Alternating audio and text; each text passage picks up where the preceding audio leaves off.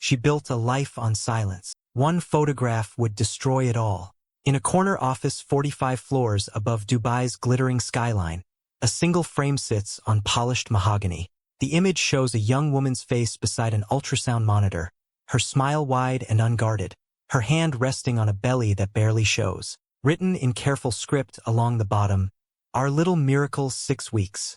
The man who keeps this photo has never been a father. The woman in it has been dead for years, and the child she carries in that frozen moment of joy never drew a single breath. To understand how a wedding that cost $5 million became a death sentence, we go back to a place where $5 million is an impossible dream. We go back to salt air and kerosene lamps, to a fishing village on the coast of Mindanao, where a little girl watches the world through hotel lobby glass and decides quietly that she will never be powerless again. Maricel Soliman comes into the world on April 15, 1994, in a public hospital in the coastal town of San Rafael. The room is nothing special. Worn linoleum, fluorescent lights that flicker, a single window that looks out at palm trees bending in the wind. Her mother, Beatriz, counts the cost of everything in her head, while the nurse places the baby in her arms. Hospital bill, medicine, the jeepney ride home. Her father, Ernesto, has calluses on his hands from pulling fishing nets and hope in his eyes that Beatriz stopped sharing years ago. From the beginning, money is not just an idea in this family. It is the weight in every conversation, the reason behind every decision, the line between staying and sinking. San Rafael sits on the edge of the Mindanao Sea, close enough to the water that you can smell it on certain mornings, but far enough from the tourist beaches that no one comes here unless they were born here. The Soliman family lives in a house made of concrete blocks and corrugated metal, for rooms for 6 people, with neighbors close enough to hear every argument through the thin walls. Ernesto's fishing boat is older than Maricel, held together with wire and prayer and the kind of stubborn refusal to accept that some things cannot be fixed. Maricel grows up watching her father leave before dawn and return after dark, his skin burnt darker every year, his catch getting smaller. She watches her mother take in sewing from wealthier families in town, squinting over fabric in lamplight because they cannot always afford to keep the electricity on. She is the youngest of 4 children, which means she wears her sister's old clothes and her brother's hand-me-down shoes, which means she learns early that wanting something is not the same as getting it. When Maricel is 7 years old, a medical ship docks in San Rafael's harbor. It is one of those charity missions that wealthy countries send to poor ones, full of volunteer doctors and donated supplies and the kind of good intentions that look better in photographs than they do up close. For 3 days, the ship offers free consultations and treatments, and the whole town lines up on the pier waiting. Maricel goes with her mother. They wait for 6 hours in the heat. When they finally reach the front of the line, Maricel watches a foreign doctor examine her mother's persistent cough with equipment that gleams like jewelry. The doctor is a woman, blonde and efficient, wearing a crisp white coat with her name embroidered on the pocket. She speaks English that Maricel does not understand, but her mother nods and accepts the free medicine with both hands and whispers thank you over and over. What Maricel notices is not the medicine. What she notices is the way people look at that doctor, the respect, the space they give her, the way even the other Filipino nurses defer to her, stepping aside when she walks past. This woman has traveled across an ocean to be here, and everyone treats her like she matters. On the walk home, Maricel asks her mother what the foreign word on the doctor's coat means. Beatriz tells her it means she went to school for many years to learn how to help sick people. Maricel asks how many years. Beatriz says more years than they have money for, so do not think about it. But Maricel does think about it. She thinks about it while she walks 5 kilometers to school every morning because there is no money for transportation. She thinks about it while she studies by streetlight outside the municipal building because there is no electricity at home. She thinks about it when she overhears her parents arguing about which bills to pay this month and which can wait another week. By the time she reaches high school, Maricel has made a decision. Not nursing exactly, not yet, but escape. The kind that comes with a uniform and a salary and respect. She is 16 when the scholarship letter arrives. Full tuition to a nursing program in Manila, awarded to the top student in her region. Her family celebrates with borrowed money, chicken and rice for everyone. Her father opening a bottle he has been saving for years. Her mother cries and holds Maricel's face in both hands and says you will save us all. Maricel promises she will. She does not yet understand the weight of that promise. Manila in 2010 is a different planet. 8 girls share a dormitory room meant for 4. The noise never stops. Traffic, construction, voices shouting in languages Maricel is still learning to distinguish. She works night shifts at a convenience store to send money home, sleeps 4 hours, attends lectures, and studies until her eyes burn. In her 3rd year, she gets assigned to clinical rotations at one of Manila's most exclusive private hospitals. This is where she sees wealth up close for the first time. Not the performative wealth of politicians or the inherited wealth of old Manila families, but the casual, careless wealth of medical tourists from the Middle East who fly to the Philippines for procedures they could get at home but prefer to get here, where the doctors speak English and the exchange rate makes luxury affordable. She watches Saudi and Emirati families move through the VIP wing like they own the air they breathe. Watches them request specific nurses, specific rooms, specific meal times. Watches them tip more in a single afternoon than she makes in a month. And she watches the way the hospital administration bends and reshapes itself around their comfort. One afternoon, a Saudi patient's family offers her 2,000 pesos to stay an extra hour past her shift, just to make sure their father does not wake alone. She takes it, sends half to San Rafael, keeps the other half for books, does not mention it to her classmates. Her instructors notice her. Maricel has the thing that cannot quite be taught, the ability to anticipate what a patient needs before they ask for it, the way she makes eye contact without staring, the balance between professional distance and human warmth. By her final year, she is being pulled into the VIP wing more and more often, the place where the rules are different and the pay is better and the patients have names that matter. She graduates in 2014, top 10% of her class. The recruitment offers come immediately: Singapore, Dubai, Riyadh, Qatar, all of them promising salaries that make her dizzy. 3 times what she could make in Manila, 10 times what her father makes in a good year. She chooses Saudi Arabia. The money is highest, the visa comes fastest, and she has learned by now that the harder the place, the greater the reward. When she boards the flight to Riyadh in September 2014, she is 20 years old. She has never left the Philippines before. She carries one suitcase and a promise she made to her mother and a quiet, burning determination that she will never feel powerless again. What she does not carry is any understanding of what power actually looks like, or what it costs to stand too close to it. The heat in Riyadh is not like heat in the Philippines. It does not carry moisture or the promise of rain. It is dry and absolute, the kind that seems to press down from a white sky and rise up from pale stone, trapping you between 2 furnaces. When Maricel steps off the plane in September 2014, it hits her like walking into a wall. The hospital, the Royal Crescent Medical Center, is everything the recruiter promised and nothing she expected. Glass and marble, air-conditioned to the point of cold, hallways wide enough to drive cars through. She is placed in a shared apartment in the hospital compound with 3 other Filipina nurses, each of them holding the same careful hopefulness, the same unspoken fear that this might not work out, that they might be sent home with nothing. The rules are explained on the first day. 12-hour shifts, 6 days a week. No leaving the compound without written permission from a male guardian. Passports held by hospital administration for safekeeping. Maricel listens and nods and does not argue because she has sent her first paycheck home before she has even earned it.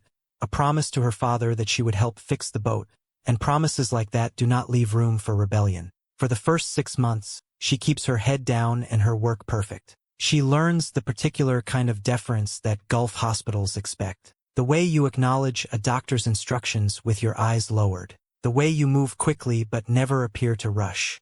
The way you become invisible when needed and essential when called. In February 2015, she is assigned to the VIP floor. This is the place where powerful families send their relatives. Separate wing, separate entrance, rooms that look like hotel suites. The patients here do not wait. The patients here do not get denied. On February 12th, a man is admitted after a severe car accident on the desert highway outside Riyadh. Multiple injuries, spinal trauma, 8-week minimum recovery. His name is Tariq Al-Zurani, and Maricel does not recognize it at first because names like his are common here, and she has learned not to ask too many questions about the men on the VIP floor. What she learns later, in pieces, through overheard conversations. Tariq Al-Zurani is 42 years old. He made his first billion in defense contracts before he turned 35, selling weapon systems to governments that do not publicize their arsenals. He is connected to the royal family in ways that matter. He has never been told no in his adult life. She is assigned as his primary nurse because she speaks English fluently, and because the hospital knows she will not gossip or make mistakes. For the first week, he barely looks at her. She is a function, not a person. A hand that administers medication, a voice that explains procedures, a presence that appears when summoned and vanishes when dismissed. The shift happens in week 2, during a late-night pain episode. His prescribed medication is not enough. He is sweating through the sheets, gripping the bed rail, and trying very hard not to show it. Maricel sees it anyway.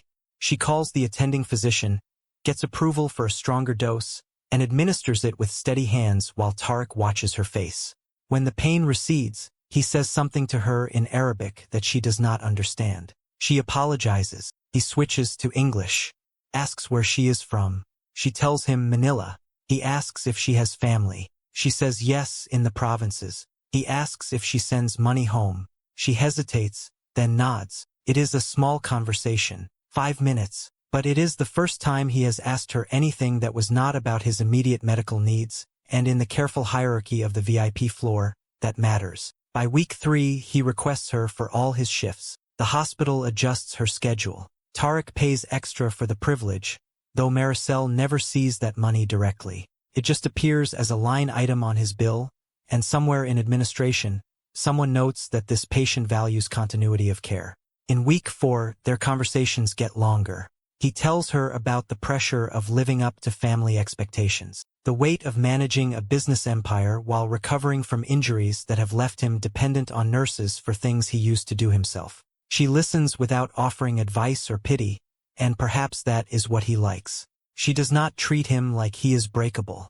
In week 5, during a late shift when his family's visiting hours have ended, he asks her to stay. Not for medical reasons, just to talk. He offers her $5,000 as a bonus for exceptional care.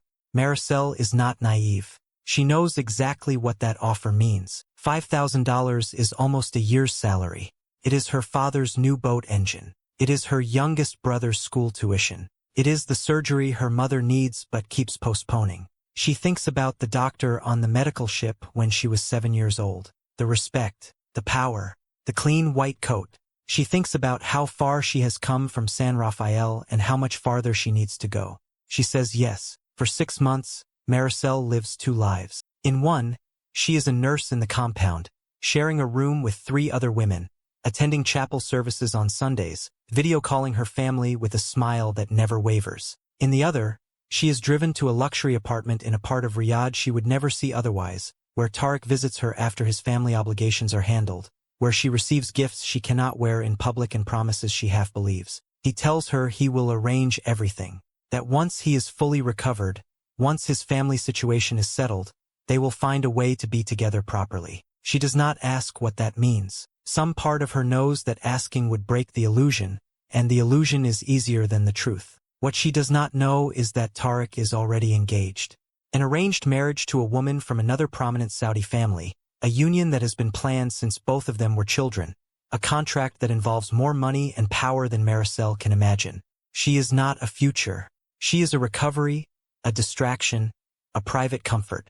In August 2015, Maricel misses her period. She buys a pregnancy test from a pharmacy 40 minutes away using a fake name, paying cash. When the result appears, she stares at it in the bathroom of the apartment Tarek pays for and feels terror flood her body like cold water. She tells him that night, watches his face go carefully blank. He says he will handle it. She asks what that means. He says not to worry, just give him a few days. For days later, she is summoned to a law office in central Riyadh. 3 lawyers in traditional dress. No Tarek. They present her with documents, 15 pages in English and Arabic, non-disclosure agreement, medical consent forms, a statement swearing that no relationship ever existed between her and Tarek al-Zahrani, that no pregnancy occurred, that she has no claim on him or his family now or ever. The offer is simple. Sign everything, receive $750,000 within 24 hours, and leave Saudi Arabia. Refuse, lose her job, lose her visa, be deported with nothing, and face legal action for defamation if she ever speaks about any of this publicly. The lawyers do not ask if she plans to keep the baby. That option does not exist in their framework. The documents include consent for pregnancy termination, pre-signed by Tariq as the concerned party, as if his signature alone is enough. Maricel reads what she can. The English is full of legal terms she barely understands. The Arabic might as well be blank. She asks for time. They say she has 1 hour. She asks if she can call someone. They ask who. She has no answer. She signs, tells herself she will take the money and disappear, that she will go to a different country, keep the baby in secret, start over where Tariq will never find her. The lawyers slide a business card across the table. Clinic. An appointment already scheduled for the following week. She takes the card and does not say she will not use it. The money appears in her account the next morning. $750,000. More money than her entire family has seen in 3 generations. She stares at the number on her phone screen and thinks about her father's boat and her mother's untreated illness and her siblings' futures. She thinks about the baby growing inside her, barely the size of a plum. She thinks about power and powerlessness and the space between them. She books a flight to Dubai. Not back to Manila, not yet. Dubai is neutral territory, a place where Filipinos can work without sponsors holding their passports, where she can figure out her next move. She plans to quit her job with a family emergency excuse. Plans to be gone before the scheduled clinic appointment. Plans to vanish the way people vanish in this part of the world all the time. But in October, at 12 weeks pregnant, her body makes a different decision. It starts with cramping during her last shift at the hospital. She tries to ignore it, but by midnight the pain is too severe. She calls a private obstetrics clinic, pays cash for admission under a false name, and lies on a sterile table while a doctor who asks no questions confirms what she already knows. Spontaneous abortion. Miscarriage. Very common, especially with stress. Nothing anyone could have prevented. Maricel is alone in the recovery room when it fully registers. The baby is gone. The future she had started to imagine is gone. And Tariq, who never wanted this child, who paid her to make it disappear, has gotten exactly what he wanted without ever having to see the cost. She thinks about calling him, then remembers the lawyer's words. You never existed in his life. She checks herself out of the clinic the next morning. Weak and bleeding and hollow. Returns to the compound like nothing happened. 2 weeks later, she resigns from Royal Crescent Medical Center. Personal reasons, she writes on the form. They do not fight it. Somewhere in administration, someone has been told to let her go quietly. In November 2015, Maricel boards a flight to Dubai with $730,000 in her bank account. $20,000 spent on medical care and living expenses. The rest untouched, growing interest, waiting. She makes herself a promise on that flight. She will never be powerless again. She will never let anyone turn her into a problem that can be erased with money and legal documents. She will build a new life, and this time no one will own any part of it. What she does not know, what she cannot know as the plane lifts off from Riyadh, is that some men do not let go. That some men see a woman building a new life as an insult to the erasure they paid for. And that 4 years later, her face will appear in a photograph that will travel across borders and into the hands of someone who believes he has a right to destroy what he can no longer control. The past is never as buried as we hope. Dubai in December 2015 feels like stepping into a different universe. The city glitters. Everything is glass and steel and possibility, built on desert sand by people who refuse to accept that deserts are supposed to be empty. Maricel arrives with a suitcase, a bank account that still shocks her when she checks it, and a determination to disappear into the kind of anonymity that only enormous cities can provide. She rents an apartment in Business Bay, in a tower called Sapphire Residences where every unit looks identical and neighbors pass each other in hallways without making eye contact. It is perfect. No one asks questions. No one knows her history. The building is full of expats reinventing themselves, running from something or toward something, and Maricel is just one more face in the elevator. The career shift happens carefully. She has nursing credentials and Gulf experience, but she cannot go back to direct patient care. Cannot risk the emotional exposure, the late-night shifts, the kind of dependency that forms between nurse and patient. Instead, she pivots. Healthcare consultant. She uses her insider knowledge of how Gulf hospitals operate, advises insurance companies on quality standards, helps private hospital groups improve their patient satisfaction scores while cutting costs.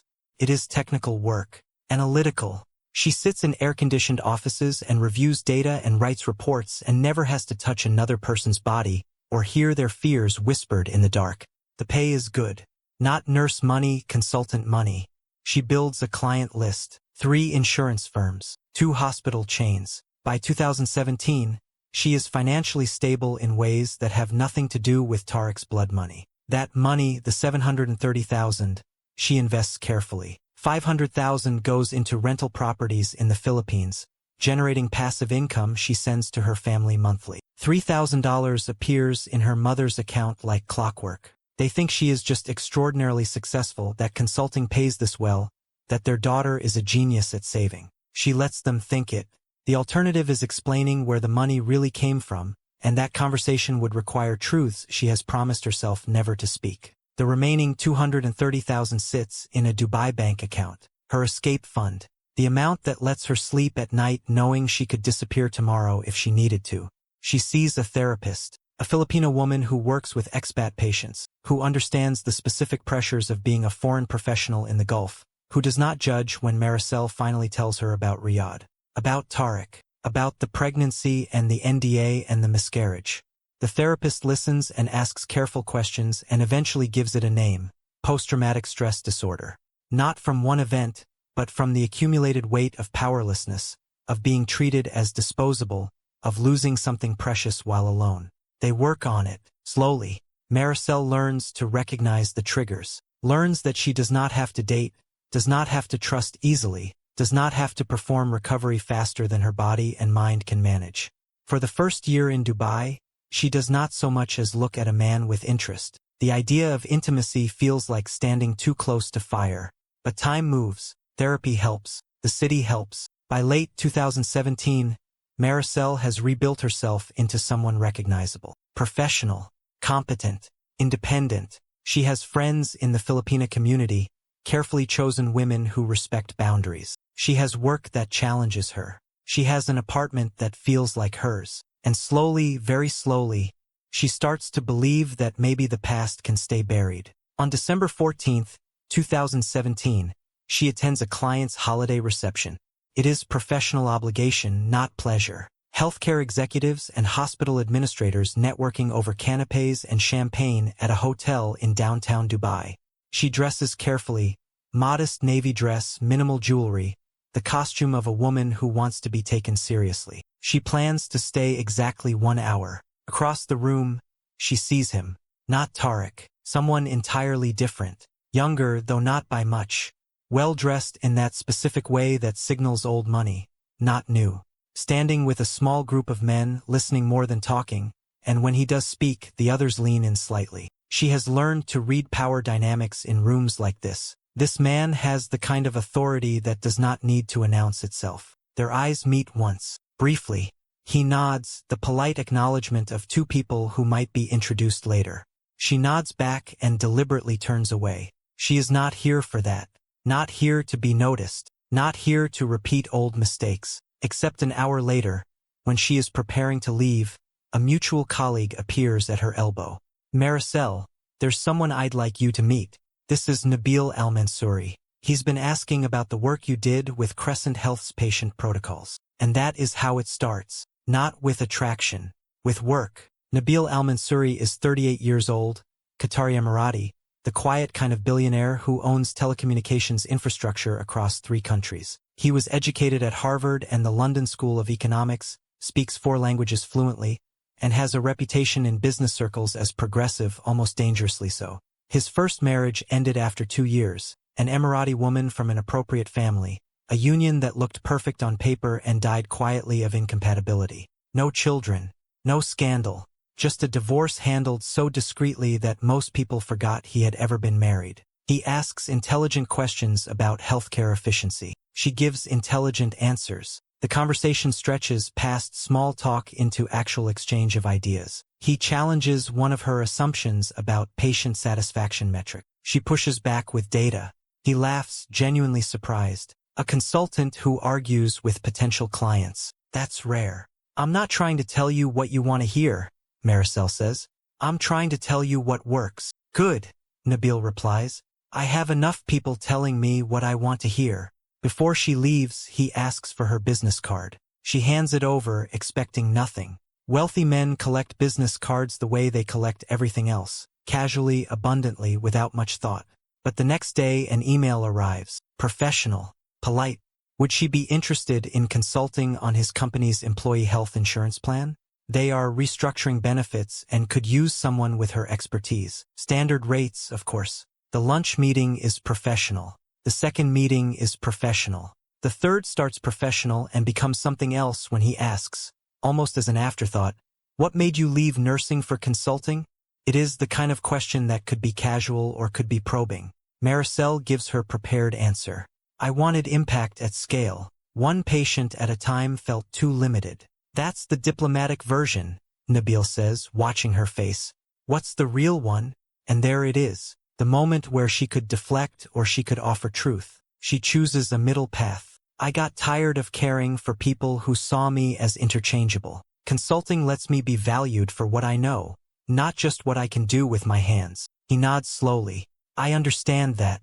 Being seen as a function instead of a person. She doubts he understands it the way she means it, but she appreciates that he tried. By March 2018, they are seeing each other regularly. Dinners that start as business discussions and drift into personal territory. He tells her about the pressure of being a divorced man in Emirati society, the expectation that he will remarry appropriately, produce heirs, continue the family line. She tells him carefully about growing up poor in the Philippines, about the weight of being the one who made it out, about sending money home and wondering if it will ever be enough. What she does not tell him, Tariq, the pregnancy, the NDA sitting in a safe deposit box like unexploded ordnance. She tells herself it is not relevant. That relationship ended years ago. She is not that person anymore. Nabil does not need to know every mistake she made before they met. Everyone has a past. The question is whether the past defines the present. In June, he asks her to meet his sister. It is a test and they both know it. The sister, Amani, 35, married with 3 children, is cautious but not hostile. She invites Maricel to her home, serves coffee, makes small talk, and eventually says, my brother seems happy. He hasn't seemed happy in a long time. He makes me happy too, Maricel says, and realizes it is true. In September, Nabil proposes. Not with a surprise, not on bended knee in a public place. They are in her apartment, sitting on the balcony watching the city lights, and he says, I know this is complicated. Different backgrounds, different faiths, different worlds. But I think we could build something good together. If you want to. The prenuptial agreement arrives a week later. Maricel reads it with the same attention she gave the NDA in Riyadh, but this document is different. $5 million transferred to her name immediately upon marriage. $500,000 annually as personal allowance. Property in her name. Legal protections if the marriage ends. It is not romantic, but it is honest. Her therapist asks the important question, do you trust him? Maricel thinks about it. Really thinks. I trust that he's trying to be better than the system he comes from. I don't know if that's enough, but it's more than I've had before. And the past? Tariq? Tariq was years ago. This is different. Different how? Nabil asked me to marry him. In public. With legal protections. Tariq hid me in an apartment and paid me to disappear. They're not the same. The therapist does not argue, but her expression says what her words do not. Different is not always safe. The wedding is planned for March 2019. 3 ceremonies over 3 days, a spectacle that will cost $5 million and make headlines across the Gulf. Nabil's PR team frames it carefully. Modern love story bridges cultures. Maricel's credentials are emphasized. Healthcare consultant, professional woman, not just Filipina nurse. The narrative matters. This is not a powerful man buying a foreign bride. This is 2 professionals choosing partnership. What Maricel does not know. Nabil's security team is conducting a background check. Standard procedure for billionaires marrying anyone. They verify her nursing credentials, her employment history in Riyadh, her consulting work in Dubai. They examine her finances and find them surprisingly robust for someone her age. But the money trail is clean: rental properties, investment income, legitimate work. They find no red flags. What they do not find: the $750,000 from Tariq, laundered through years of property transactions. The NDA buried in legal archives. The private clinic admission under a false name. The connection between Maricel Soliman and Tariq al-Zahrani. The investigator closes the file. Subject is clean. No concerns. March 15, 2019. The first ceremony is Filipino Catholic, held in a ballroom at the Emirates Palace Hotel. 200 guests. Maricel wears a traditional Filipiniana terno, the butterfly sleeves embroidered by her mother over 3 months, hands cramping from the detail work, but refusing to let anyone else do it. Her family has been flown in, all of them, siblings and cousins and her parents who have never left the Philippines before and keep touching the marble walls like they might disappear. Her father walks her down an aisle lined with orchids and roses. His hands shake. She holds them steady and whispers, "It's okay, Papa. This is real." The priest speaks in Tagalog and English. Nabil has learned his vows phonetically in Tagalog, stumbling over the words but trying, genuinely trying. The guests gasp, her mother cries, and Maricel feels something she has not felt since before Riyadh. Hope. March 16th. The Islamic ceremony is smaller, more formal. 150 guests, mostly Nabil's family and business associates. Maricel has converted. A private ceremony weeks before, studied the Quran with a scholar who asked probing questions about her sincerity. She answered honestly, "I believe in God. The specifics of how we worship matter less to me than the commitment we're making." The scholar approved. She wears haute couture, custom elisab with long sleeves and high neck and beading that catches light like water. Her hair is covered with a silk shayla. Nabil's mother gives her a formal welcome. "May you bring my son happiness and give him strong children." It is not warmth, but it is not rejection. March 17th. The reception is a production. 600 guests, rooftop venue overlooking the Corniche, orchestra and fireworks, and a wedding cake sculpted to look like the Burj Khalifa. The media coverage is everything Nabil's team wanted. Gulf News runs it on the front page. Telecommunications mogul weds healthcare consultant in cross-cultural celebration. International outlets pick it up. The photos go viral. Maricel stands on the stage during the reception, Nabil's hand on her waist, cameras flashing, and thinks, "I made it. I survived Tariq. I built a new life. I'm safe now." The dramatic irony is almost cruel. We know she is not safe. We know what is coming. But in this moment she believes. The wedding night is gentle. Nabil asks if she is okay, if this is what she wants. She says yes and means it. They talk about the future. Children, he hopes. A family they will build together. He asks the question she has been dreading. "Any secrets I should know? Now is the time to tell me." Maricel hesitates, the therapist's voice in her head. "The past does not define you unless you let it." And Tariq feels like a lifetime ago, a different person, a mistake that has already cost her enough. "No secrets," she says. "You know everything that matters." It is lie number 1 in their marriage. And it will kill her. 3 weeks later, April 9th, Maricel misses her period. She waits 3 days, tests. The 2 lines appear immediately, dark and definite. Pregnant. The emotional cascade is complex. Joy, she wants this, genuinely wants this. Terror, her last pregnancy ended in blood and loss and isolation. Guilt, she has not told Nabil about that pregnancy, about Tariq, about any of it. She decides to tell him immediately. No more secrets. The past is the past. But this baby is their future, and it deserves honesty. She plans a quiet dinner at home. Just the 2 of them. Shows him the test. "We're having a baby." Nabil's reaction is everything she hoped. He lifts her off her feet, laughing, already calling his mother, already planning nurseries and discussing names. For 4 weeks, life is perfect. Doctor appointments where he holds her hand and asks detailed questions. Shopping for baby clothes even though it is too early. Planning a future that feels solid and real. On May 28, 2019, everything ends. Nabil is at his office in the telecommunications tower downtown when a courier delivers a package. Sealed envelope marked, "Private and confidential."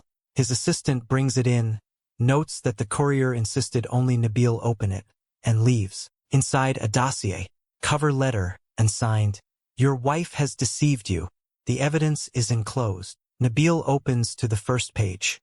Medical records from Royal Crescent Medical Center, Riyadh. Patient name, Maricel R. Soliman. Admission dates, February through October 2015. Treatment codes, he Googles them. Obstetric care, pregnancy monitoring, emergency admission, spontaneous abortion. He turns the page. Bank transfer, $750,000. Sender, Law Offices of Ryan and Partners, representing Tariq Al-Zurani. Recipient, Maricel Soliman. Date, September 15, 2015. Memo, settlement agreement. The pages keep coming. The NDA, her signature on every page. Clauses highlighted in yellow. Party agrees no relationship existed. Party agrees no pregnancy occurred. Party agrees to complete silence under penalty of $10 million. Then the photographs, intimate, explicit. Maricel's face clearly visible. Timestamps, March through July 2015. Locations, luxury hotels, private villas. Not assault, consensual. She is smiling in some of them, reaching for the camera in others. These are not images of a victim. These are images of a woman in a relationship she chose. Final page, a timeline. Relationship with Tariq, February to August 2015. Pregnancy discovered, August. Payment received, September. Miscarriage, October. Left Saudi Arabia, November. Met Nabil, December 2017. Marriage, March 2019. 27 months between Tariq and Nabil. 27 months where she could have mentioned this, should have mentioned this, chose not to. Nabil sits at his desk, 45 floors above Dubai, and feels the world tilt. He thinks about introducing her to his family. She's a professional, a consultant, respectable. He thinks about his mother's cautious acceptance. At least she seems honest. He thinks about 600 wedding guests, international media, modern Gulf love story, built on lies. He calls his IT security. Verify these documents. I need to know if they're real. They are. The bank confirms the transfer. Reverse image search on the photographs shows authentic metadata. The medical records match hospital format perfectly. Nabil picks up his phone, calls home. Maricel answers, voice bright. Habibi, how's your day? His voice comes out flat, dead. Come to the Sharjah property. Now. What? Why? I have a doctor appointment this afternoon. Cancel it. This is not a request. He hangs up. 30 minutes later, his phone buzzes. A message from an unknown number. Now you know what you married. You're welcome. A concerned friend. Nabil stares at it. Realizes this came from someone. Someone who knew about Maricel and Tariq. Someone who waited until after the wedding to destroy it. Someone who wanted maximum damage. He does not care who sent it. He only cares that it is true. The Al-Qasaba medical suites sit on a quiet street in Sharjah, behind walls high enough to block the view from the road. It is one of several properties Nabil owns, a small private clinic that caters to wealthy clients seeking cosmetic procedures they would rather not have documented at major hospitals. Discreet, soundproof, the kind of place where privacy is guaranteed and questions are not asked. Maricel drives there in confusion, not alarm. She thinks maybe there is a business emergency, maybe a family issue. The gate security waves her through when she gives her name. The parking lot is empty except for Nabil's black Mercedes and 2 SUVs she does not recognize. She enters through the main reception. The lights are off. The reception desk is empty. Nabil? She calls. His voice from somewhere deeper in the building. Back here.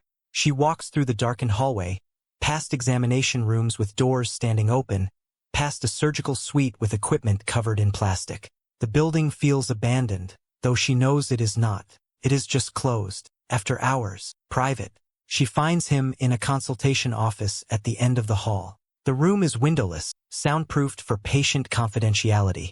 Nabil sits behind a desk. On the desk, the dossier, pages spread out like evidence at a trial. 2 men stand in the corner. She does not recognize them. They are not dressed like doctors. They look like security.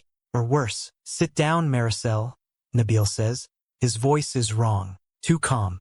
Too controlled. She sits. Her eyes go to the papers on the desk. She sees the bank transfer on top. recognizes the amount instantly. 750,000. Her stomach drops. Nabil, I can explain. Explain. He slides one of the photographs across the desk. Explain this. She looks down, sees herself with Tariq, sees the smile on her face, covers her face with both hands. Where did you get those? From him.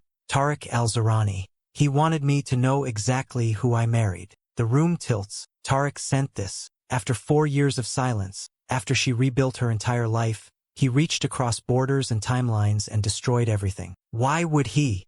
Why? Nabil's laugh is bitter. Because you took his money and then dared to be happy. You were supposed to disappear. Instead, you married a billionaire and got your face in every newspaper in the Gulf. Did you think he wouldn't notice? Maricel's mind races. The wedding coverage. International media. Her face everywhere. Of course Tariq saw. Of course his paranoid surveillance network caught her image. And of course, because men like Tariq see women as property, he could not tolerate her building a new life without his permission. Nabil, please, just let me talk to you alone. He gestures to the 2 men in the corner. These gentlemen used to work in intelligence. They are very good at extracting truth. You can talk to me, but you'll talk to them first. What? No. Omar, this is insane. I'm your wife. My wife. He says it like the words taste wrong. My wife who signed legal documents swearing she was never pregnant. My wife who took $750,000 to disappear. My wife who lied to my face 3 weeks ago when I asked if there were any secrets. One of the men steps forward. Former Dubai police, she guesses from the bearing. Mrs. Al-Mansouri, this will be easier if you cooperate. She realizes then that this is not a conversation. This is an interrogation. It lasts hours. They ask everything. When did the relationship with Tariq start? Who initiated? How long did it last? Did she love him? Was it transactional? When did she discover the pregnancy? What did Tariq say? What did the lawyers say? What was the money for? Maricel answers because there is no point in lying now. The documents are all there. The timeline is clear. She tells them about being Tariq's nurse, about the slow development of the relationship, about the pregnancy and the NDA and the miscarriage. She tells them she planned to keep the baby, that she signed the papers only to get the money so she could disappear, that nature took the decision out of her hands. So you lost his baby, Nabil says from behind the desk. He has been silent for the last hour, just listening. I lost my baby, Maricel corrects. Mine. And the money? Where is it now? She tells him. Properties in the Philippines. Investments. Living expenses. The escape fund still sitting in her Dubai account. So you used his money to build the life I met you in, one interrogator says. Everything about you, the consultant career, the financial stability, the apartment in Business Bay, it was all built on $750,000 from a Saudi sheikh. I built my career myself, Maricel says, but her voice is weak, because in a sense they are right. The money gave her the freedom to pivot from nursing to consulting, to take lower-paying clients while she built her reputation, to live in a part of Dubai that made her look successful. Without Tariq's blood money, would she have met Nabil at all? When did you plan to tell me? Nabil asks. I didn't. She stops, starts again. It was over. Years over. I didn't think it mattered. You didn't think it mattered that you were pregnant with another billionaire's child? That you signed documents agreeing to end that pregnancy? That you took money to disappear and then showed up in my life pretending to be someone you're not? I am who I said I was, a consultant, professional, someone who lies. He stands up, walks to the one-way mirror looking into the surgical suite. Someone who makes promises she doesn't keep. Someone who signs documents and then ignores them when convenient. That's not fair. Fair. He turns. You signed papers saying you'd terminate a pregnancy. Then you claim you were going to keep it and run. So either you lied to Tariq's lawyers or you're lying to me now. Which is it, Maricel? When are you actually telling the truth? She has no answer that will satisfy him. Every choice she made in Riyadh was about survival, about navigating impossible situations with no good options. But to Nabil, it just looks like a pattern of deception. Is the baby mine? He asks quietly. The question breaks her. Yes, God, yes, Nabil. I haven't been with anyone since. She stops. Since Tariq. The name hangs between them. Since Tariq. Nabil finishes. Since you carried his child, since you lost his child, since you mourned his child. I mourned my child, the baby I wanted, the future I thought. But you never told me. Never thought I had a right to know that my wife had been pregnant before, that she'd lost a baby, that she'd signed legal documents about reproduction and fertility and termination. None of that seemed relevant. Maricel is crying now, desperate. It was my past, my trauma. I didn't owe you every painful thing that happened before we met. You owed me honesty, Nabil says. And what you gave me was a performance, the respectable consultant, the professional woman, the perfect modern wife, all of it built on lies. He walks to the door, pauses. Is there anything else? Any other secrets? Other men? Other pregnancies? Other NDAs? No, I swear. Just Tarek. Just Tarek, he repeats. Just $750,000. Just a dead baby. Just a complete fabrication of who you are. He opens the door, looks back at her. I need to think. You stay here. What? Nabil, no, please. But he is gone. The door closes. She hears the lock click from outside. Maricel sits in the interrogation room, pregnant, terrified, understanding too late that she has made a catastrophic miscalculation. She thought the past was buried. She thought Tarek was finished with her. She thought honesty about old wounds was optional, not mandatory. She was wrong about all of it. In another room, Nabil stands with the two interrogators and makes a series of phone calls. First to his lawyer. If I divorce her now, what's the exposure? The answer, significant. The prenup guarantees her $5 million. The wedding was public. Questions will be asked. His reputation will suffer. The man who was fooled, who married a woman with a secret past. Second call to a private investigator. I need to know everything about Tarek Al-Zurani. Why he sent this dossier. What he wants. If there's leverage. The investigator calls back within an hour. Al-Zurani is obsessive about Filipino women in the Gulf. Has a whole surveillance network. Your wedding was international news. His system flagged your wife's face. He ran facial recognition, found her employment records from Riyadh, connected the dots. The dossier is revenge. She was supposed to stay erased. Instead, she got famous. What does he want? Nothing you can give him. He just wanted to destroy her new life. Mission accomplished. Nabil hangs up, stares at his phone, thinks about his options. Option 1. Divorce Maricel. Pay the $5 million. Endure the questions, the scandal, the business associates who will wonder about his judgment. Explain to his family that his modern, progressive marriage was built on lies. Watch competitors use this against him. Option 2. Stay married. Live with the knowledge that his wife lied about everything important. Raise a child while wondering if every smile from Maricel hides another secret. Let Tarek win by proving that the marriage is a sham. Option 3. There is always an option 3 for men with unlimited resources and facilities like this one. He walks back to the consultation office. Maricel looks up, hope and terror warring on her face. I've made a decision, Nabil says, and everything that happens next is a choice, not an accident, not a mistake, a deliberate calculation. He calls in a doctor. Dr. Ryan Bukhari, 50s, struck off medical registers in the UK for ethical violations years ago. Now he works private contracts for wealthy Gulf clients. Procedures that are not quite legal. Situations that require discretion. She needs a termination, Nabil tells him. Tonight. Maricel's scream can be heard even through the soundproofing. Dr. Ryan Bukhari arrives at the Al-Kasaba Medical Suites just after midnight. He is a small man with tired eyes and hands that shake slightly until he has something medical to focus on. His career ended in London 15 years ago when a surgical error he tried to cover up cost a patient her life. Now he drifts through the Gulf doing work that legitimate doctors will not touch, accumulating money and regret in equal measure.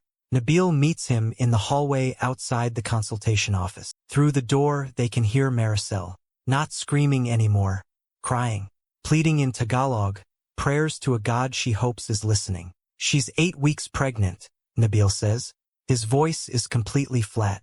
Whatever emotion he felt earlier has been locked away behind a wall of cold calculation. I need it done tonight, completely.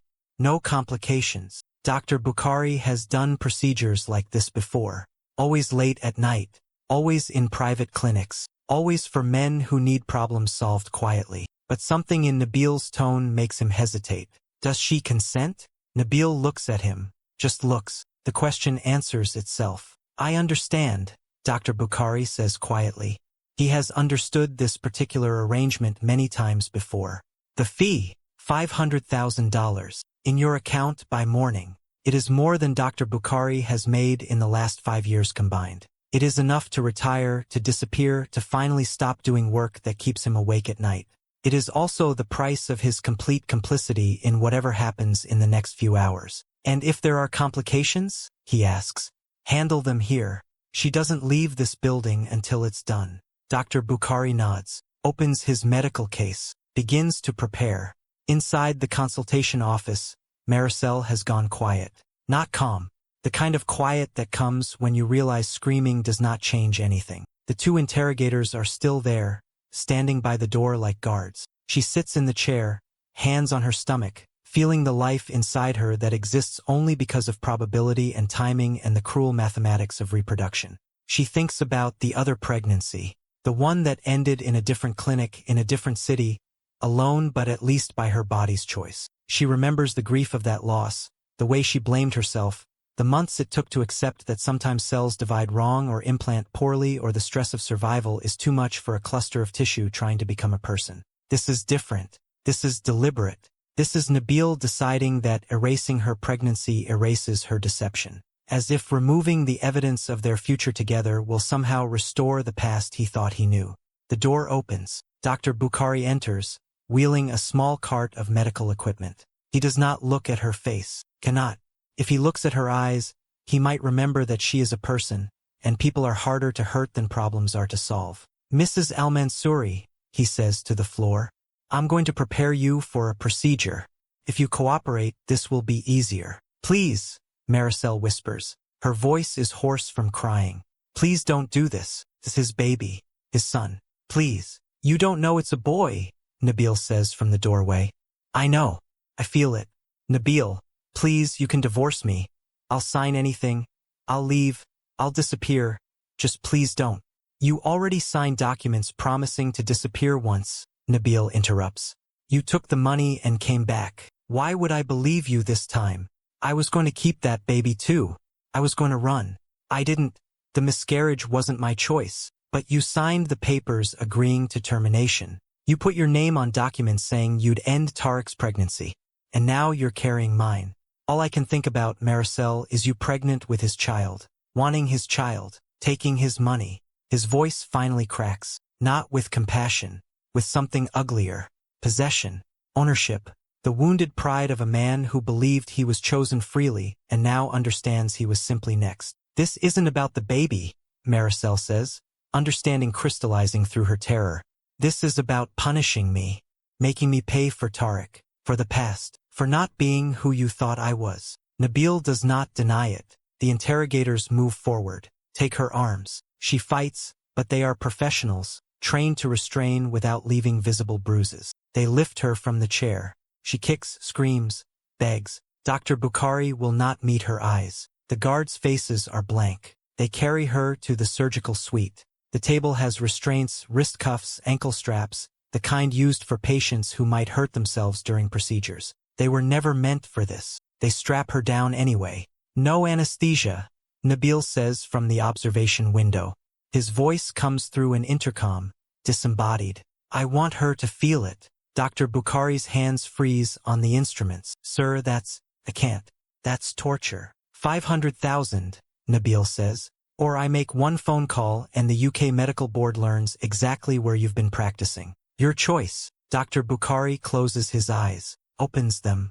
His hands are shaking badly now. Yes, sir. What happens next is clinical violence. There is no way to describe it that is not either gratuitous or insufficient. The procedure that should take 20 minutes with proper anesthesia and care stretches into an hour of pain. So extreme that Maricel passes out twice and is revived both times. Dr. Bukhari works with hands that shake, and a face that streams with sweat. In the observation room, Nabil watches through the glass, recording everything on his phone. Halfway through, Dr. Bukhari stops. Sir, she's bleeding more than expected. The fetus is larger than 8 weeks. This is 12, maybe 13 weeks. I need to stop. We need to get her to a hospital. How bad? Nabil's voice through the intercom. Very bad. She needs transfusion, surgical repair. She'll die without. Finish the procedure. Sir, she'll bleed out. Then she bleeds out. Dr. Bukhari stares at the intercom, understands what is being asked. Not just termination, erasure, complete and permanent. He makes his choice. The same choice he has made a dozen times before when faced with difficult situations. He chooses money over morality, survival over courage. He finishes the procedure as quickly as his shaking hands allow, and when it is done, when the remains are in a medical waste container and Maricel is bleeding onto the surgical table, he backs away. I've done what you asked, he says to the observation window. The rest is on you. Nabil enters the surgical suite, stands over Maricel. She is conscious, barely. The pain has taken her somewhere beyond language. She looks at him with eyes that do not quite focus. Why? She whispers. Because you made me love you, Nabil says. That was the real crime. I did love you. Love doesn't include lies. You loved Tariq's money. You loved my money. You never loved us. She tries to shake her head. Cannot. The blood loss is critical now. Her skin is gray. Dr. Bukhari checks her vital signs and backs toward the door. She needs a hospital. Now. Or she's dead in an hour. Then she's dead in an hour, Nabil says. Dr. Bukhari runs. Out of the suite, down the hall, out of the building. He will take the $500,000 that appears in his account at dawn and flee to the UK.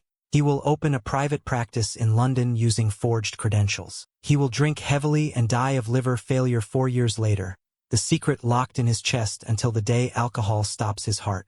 In the surgical suite, Maricel fades. She hallucinates, sees her mother's face, sees San Rafael, the fishing village where she was born, sees herself as a child, sitting in hotel lobbies, watching wealthy tourists, promising herself she would escape. Mama, she whispers in Tagalog. I'm sorry. I tried.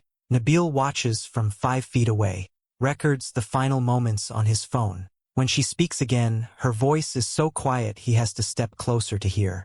The baby was a boy, his name, Miguel. She flatlines at 4:17 a.m. on May 29, 2019. Nabil stands in the silence of the surgical suite for a long moment. Then he takes out his phone, sends a message to the unknown number that sent him the dossier. Attaches a 10-second video clip. Maricel on the table, clearly deceased. The message, it's done. She paid the price. The reply comes 30 seconds later. Good. She should have stayed dead the first time. Nabil stares at those words. Tariq al-Zahrani, 500 miles away in Riyadh, satisfied that the woman who dared to build a new life has been permanently erased. 2 billionaires, 2 countries, 1 dead woman between them, and neither feels anything resembling remorse. Nabil deletes the thread, calls a cleaning service he has used before, private, discreet, experienced in making problems disappear. By noon, Maricel Soliman will be sectioned and distributed across 3 medical waste facilities in 3 different emirates. By sunset, she will be ash and smoke, indistinguishable from surgical refuse, scattered and gone. No grave, no marker, no acknowledgement that she ever existed. Just a photograph in a frame, a smiling woman next to an ultrasound, a trophy that Nabil will keep in his private office as a reminder of his power, his ability to erase inconvenient realities completely. The life she built, the name she carried, the child she called Miguel, all of it gone, as if she had never existed at all. The announcement comes on the evening of May 29, 2019. A brief statement from Nabil Al-Mansouri's public relations office, distributed to major Gulf media outlets and posted across social media. Mr. Nabil Al-Mansouri regrets to inform that his wife, Maricel Al-Mansouri, has suffered a severe mental health crisis. She has been hospitalized and is receiving appropriate care.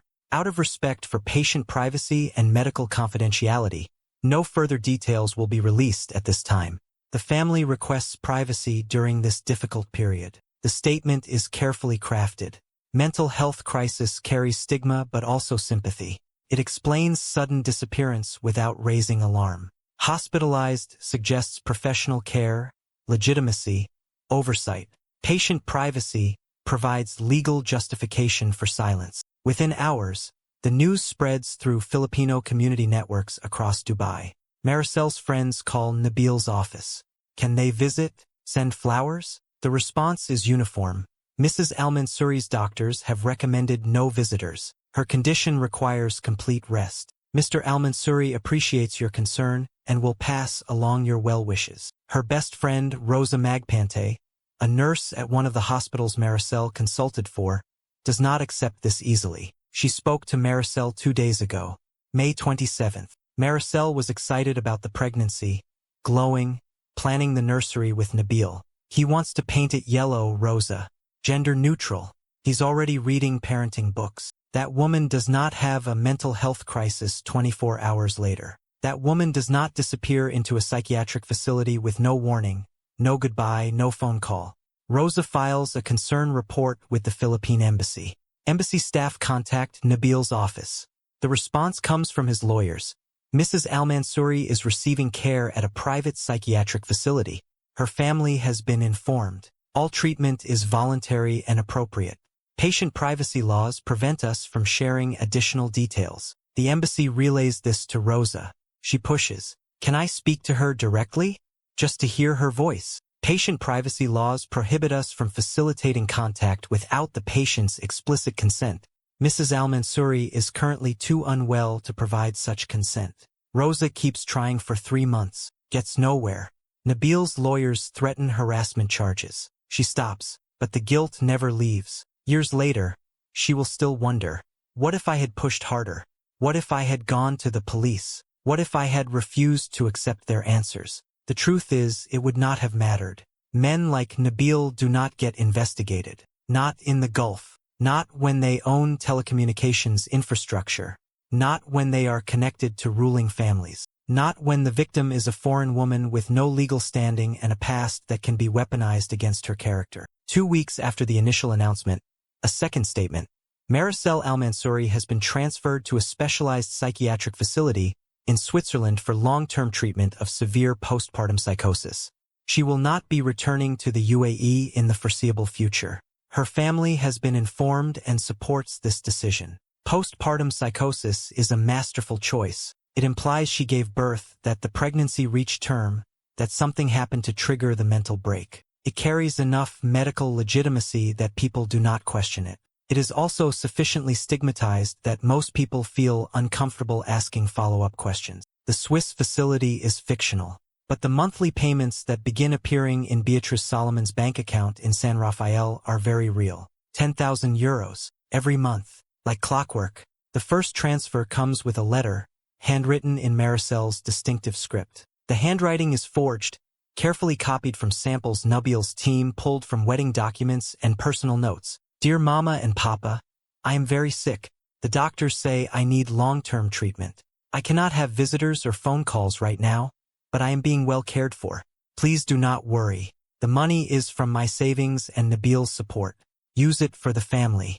I will contact you when I am better. I love you. Maricel. Beatrice reads the letter a dozen times. Something feels wrong. Her daughter would call. Even sick, even hospitalized, Maricel would find a way to call. But the money keeps coming. 10,000 euros every month. More than her husband made in 5 years of fishing. Ernesto says what she is thinking. Maybe we should ask more questions. Beatrice looks at her hands. Thinks about the new boat engine they bought with the first payment. The medical treatment she finally got for her chronic cough. The tuition for their youngest son. The house repairs they have been putting off for a decade. The doctors know best, she says quietly. Maricel is getting help. They both know it is a lie. But it is a lie that feeds the family, that pays for survival, that keeps the money coming. And so they stop asking questions. Maricel's mother develops depression over the following years. Prays constantly. Donates half the monthly money to the church. Calling it penance for blood money she cannot quite prove but feels in her bones. She dies in 2024, 5 years after her daughter's murder, never knowing the truth. Her last words, whispered to the priest, "Tell Maricel I forgive her for not visiting." The priest promises, has no way to keep the promise. Maricel has been ash and medical waste for 5 years by then. Nabil remarries in November 2020, 18 months after Maricel's death. The wedding is deliberately modest, deliberately private. 50 guests, family only. No media coverage. No international celebration. The bride is Layla Al Maktoum, 23 years old, from a respected Emirati family. She has been investigated so thoroughly that even her childhood friends have been interviewed under the guise of casual conversation. Her social media presence has been analyzed, her medical records obtained and reviewed, her entire life mapped and verified. Nabil's paranoia post-Maricel is extreme. He will never again be blindsided by a hidden past. Layla has no past. She is young enough that there is nothing to hide, traditional enough that she does not question his authority, and terrified enough of his cold precision that she will never dare to deceive him. The marriage produces a son in 2021. Nabil feels nothing, holds the baby, performs the expected joy. But inside, he is comparing this child to the one Maricel carried, the one he killed, the one she named Miguel in her dying breath. He keeps the ultrasound photo in his office. The frame sits on his desk where visitors can see it. When business associates ask, "Who is that?" he answers simply, "Someone who forgot the cost of deception." Most people think it is a warning to competitors. A few understand it is something darker. None ask follow-up questions. At night, alone in his study while Layla sleeps in another room and his son cries with nannies, Nabil sometimes takes out his phone, finds the video he recorded in the surgical suite, watches Maricel die, tells himself he had no choice, that she lied, that the punishment fit the crime, that any man in his position would have done the same. He believes it most days. Some nights, though, he wakes from dreams where Maricel is standing at the foot of his bed, hands on her stomach, asking, "Why did you kill Miguel?" He does not believe in ghosts, but he believes in guilt. In Riyadh, Tariq Al-Zahrani continues building his empire. Defense contracts push his net worth past $9 billion. He marries the princess his family selected, produces 2 heirs, lives exactly the life that was planned for him from birth. He thinks about Maricel exactly once after receiving Nabil's video. A brief moment of satisfaction. The problem has been permanently solved. The woman who dared to exist after he paid her to disappear has been erased. Order restored. His surveillance system continues monitoring Filipino communities in the Gulf. Several times over the following years, the algorithm flags women who change jobs, get married, gain social media followings. Tariq sends anonymous tips to their employers. Your employee violated professional ethics, had inappropriate relationship with patient. Some women lose jobs. Some get deported. Most never know why their lives suddenly collapsed. Tariq never meets these women, never knows their names, just ensures they remember their place. That power imbalances are permanent. That women who step out of line get crushed. He feels nothing resembling remorse. In his worldview, he maintains order, enforces rules, protects the structure that keeps men like him on top and women like Maricel disposable. He and Nabil exchange encrypted messages occasionally, updates on their respective families, brief acknowledgments of the shared secret that bonds them. They are not friends, but they understand each other. 2 men who erased a woman who inconvenienced them. 2 men who sleep fine at night. The moral weight of this story does not rest on individual choices. It rests on systems. Maricel made mistakes. She chose the relationship with Tariq knowing the power imbalance. She signed the NDA without reading the Arabic portions. She hid her past from Nabil. These were errors in judgment, failures of courage, acts of self-preservation that backfired. But mistakes are not capital crimes. Lies about the past are not punishable by death. If we measure her responsibility for what happened to her, it approaches 0. Nabil and Tariq bear the weight. Nabil, who chose murder over divorce, control over compassion, erasure over acceptance. Tariq, who weaponized information, who could not tolerate a woman building a life beyond his reach, who sent the dossier knowing it would destroy her.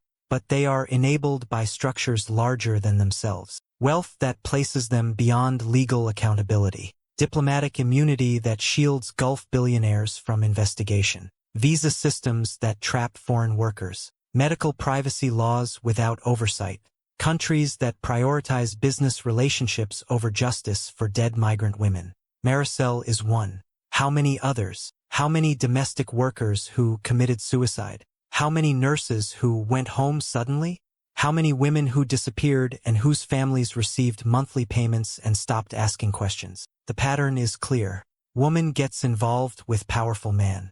Relationship ends badly. Woman vanishes. Official story sounds plausible. Money keeps coming.